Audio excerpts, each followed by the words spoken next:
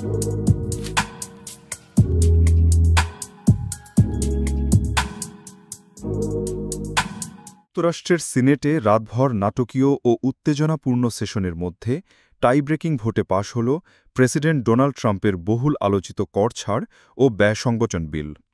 মঙ্গলবার রাতে ৫০-৫০ সমান ভোট পড়ার পর vice president J D Vance tie breaking vote দিলে বিলটি পাশ হয়। ডেমোক্র্যাট সিনেটরদের সাথে ৩ রিপাবলিকান সিনেটর থম টিলিস, সুসান কলিন্স, র্যান্ড পল এ বিলটির বিপক্ষে ভোট দেন।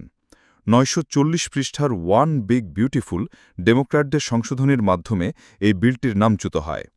এ বিলকে ঘিরে রিপাবলিকানরা নিজেদের রাজনৈতিক সর্বোচ্চ শক্তি প্রয়োগ করেন। এখন বিলটি পুনরায় পাশের জন্য হাউস অফ রিপ্রেজেন্টেটিভে যাবে। বিলটি পাশ করে ৪ জুলাইয়ের মধ্যে হোয়াইট হাউসে প্রেসিডেন্ট ট্রাম্পের টেবিলে পৌঁছানোর জন্য সময়সীমা বেঁধে দেয়া হয়েছে। এদিকে হাউসে বিল চূড়ান্তভাবে পাশ ঠেকাতে ম্যাজিক মিনিটসহ সব ধরনের কৌশল ব্যবহারের উদ্যোগ নিয়েছে ডেমোক্র্যাটরা। হাউসের মাইনরিটি ডেমোক্র্যাট নেতা হাকিম জেফ্রিজ বলেছেন, আমাদের সকল আইনি ক্ষমতা ও কৌশল আমাদের টেবিলে রয়েছে, সকল কংগ্রেস সদস্য উপস্থিত থাকবেন হাউসে। অপরদিকে বিলটি আইন হিসেবে পাশ হলে নিম্ন ও মধ্যবিত্ত আয়ের কয়েক মিলিয়ন আমেরিকান স্বাস্থ্যবীমা হারাবেন, লাখ লাখ মানুষ খাদ্য সহায়তা স্ন্যাপ থেকে বঞ্চিত হবেন।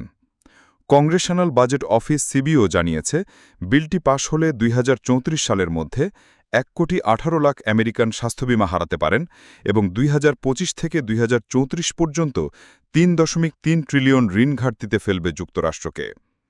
বিল পাশ হওয়ার খবর পেয়ে উচ্ছ্বাস প্রকাশ করে প্রেসিডেন্ট ডোনাল্ড ট্রাম্প বলেন, এটা যেন আমার কানে সঙ্গীতের মতো বাজছে। Brian, I want to thank you for calling out because I was waiting here because I knew the vote was taking place and I'm answering questions, right? So I want to thank you very much and say hello to our friend. And I will see a lot of you. Thank you very much. We're going to make America great again. Thank you very much.